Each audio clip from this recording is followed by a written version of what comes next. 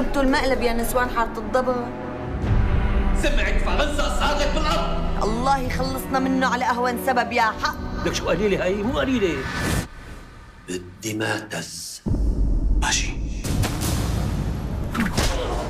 الله وكيلك يا سيدي، بعد قصة مسيتي. كل شي كوم وإنه ما بده الزعامة كوم تاني. شو؟